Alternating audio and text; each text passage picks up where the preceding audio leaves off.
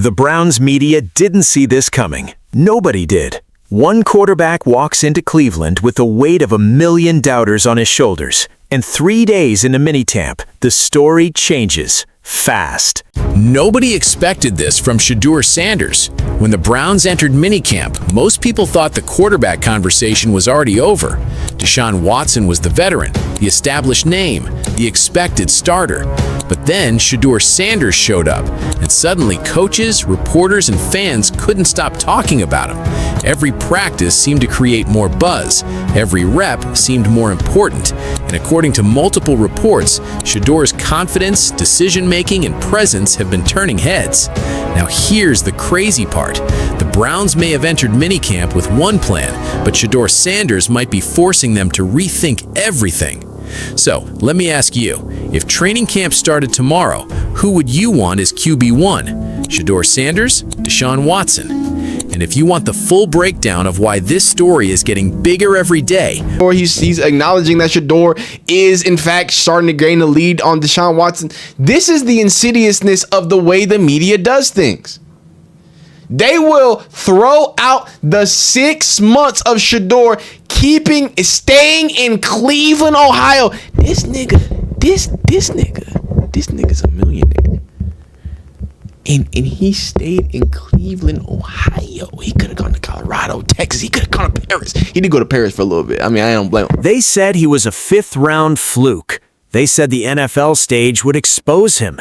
They said Deshawn Watson, a former franchise quarterback, a guy with a $230 million contract haunting Cleveland's salary cap like a ghost, would walk back in and remind everyone why this was never really a competition. They were wrong. And the media, the same media that spent months burying Shedeur Sanders before he threw a single pass in a Browns uniform, they're the ones saying it now. He's ahead. I don't think I'm a judge. I'm not a judge. See, I think the way how y'all look at things is different than how we look at things. We look at coming to practice every day being the best player we can be as an individual and as a good teammate. Y'all look at it as like a competition.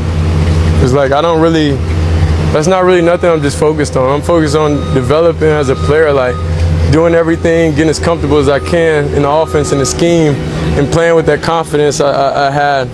So I think that's all I'm really looking for and trying to improve every day, whether it's mentally, physically, emotionally, spiritually. Like, I'm just trying to be a better person every day. And wherever that falls into place, it'll fall into place. Time media members, what does he have to say? The footwork is markedly improved.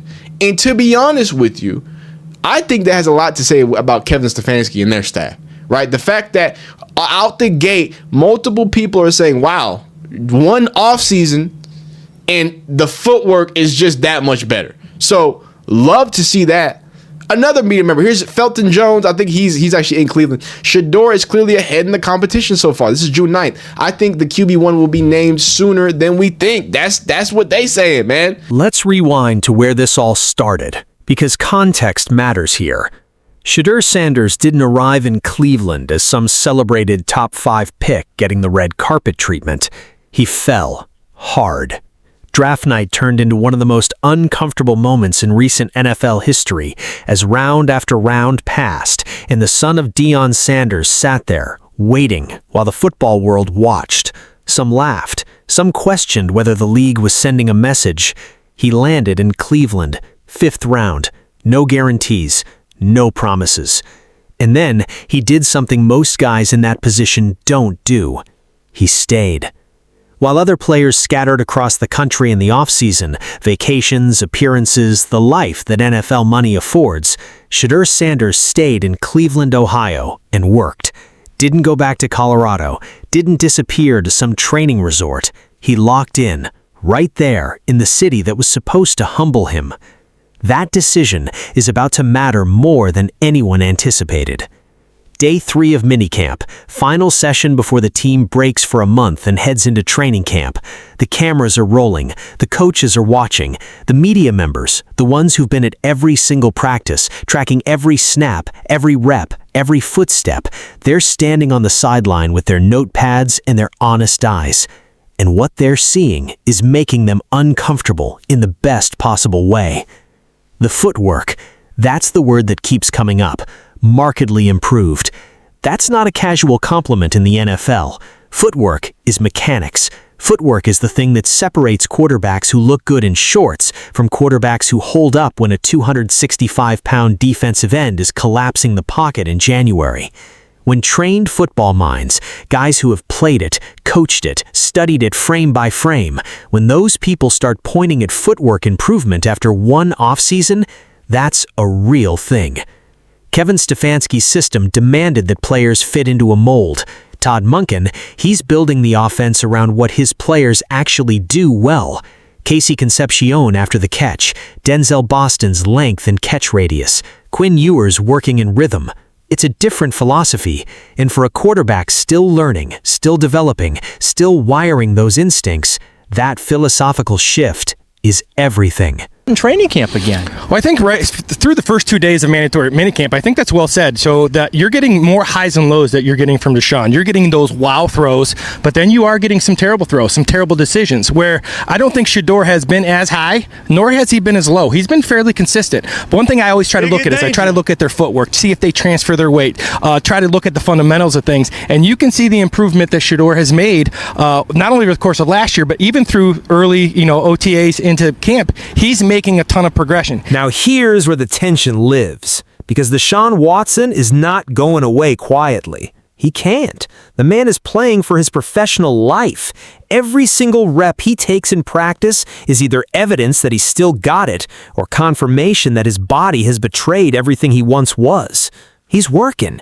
People watching say you can feel the urgency radiating off him. But urgency and execution are two different things. The reporters who've been most honest, the ones with actual football backgrounds, the ones who've broken down film and coached players and understand what they're looking at, they're painting a specific picture. Watson is delivering wow throws, moments that remind you why Cleveland mortgaged their future for that man. But between those moments, there are catastrophic decisions, throws that shouldn't happen, lapses that a veteran quarterback simply cannot afford in a competition this close. Shedeur, meanwhile, isn't hitting those peaks, but he's not hitting those valleys either. Consistent, methodical, growing, under control. In a quarterback competition where your opponent is swinging between brilliant and disastrous, consistent might be the most dangerous thing you can possibly be.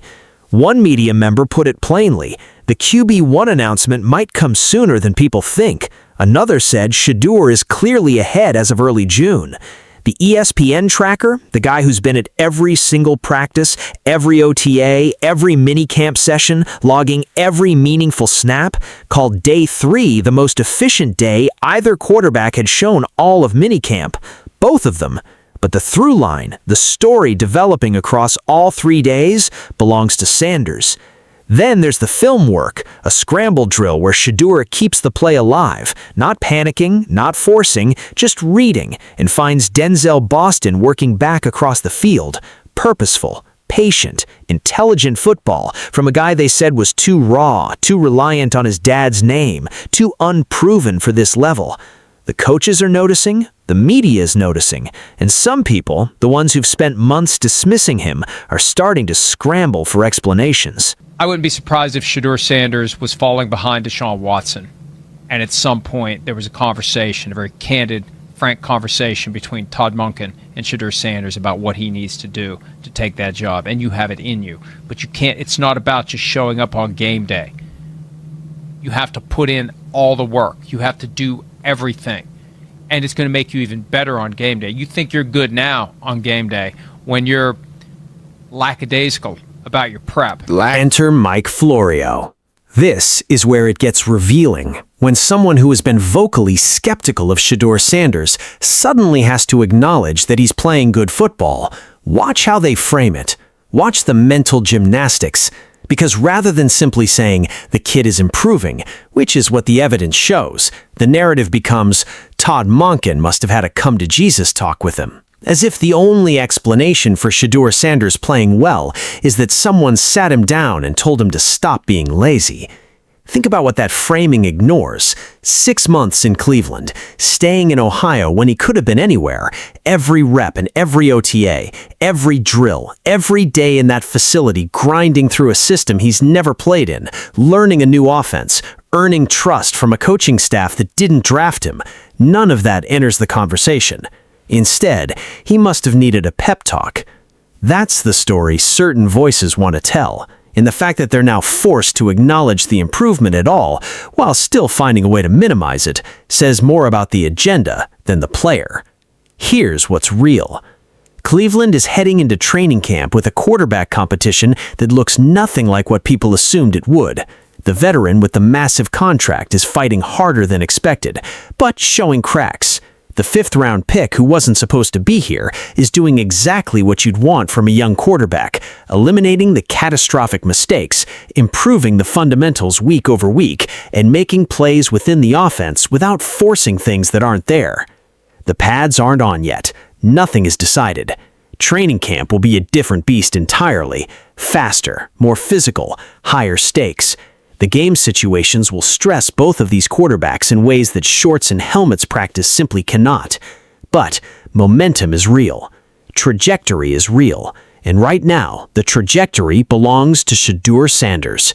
1 month from now, Cleveland reconvenes.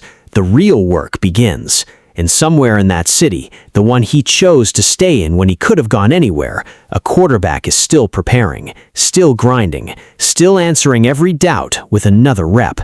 The question isn't whether he belongs here anymore. The question is whether Cleveland is ready for what happens when he actually arrives. All I can say is wrist up, twos up. It get dangerous. Like the video if you like it. Dislike if you don't. Subscribe if you like football content. Be great, be beautiful, be blessed. See you next time.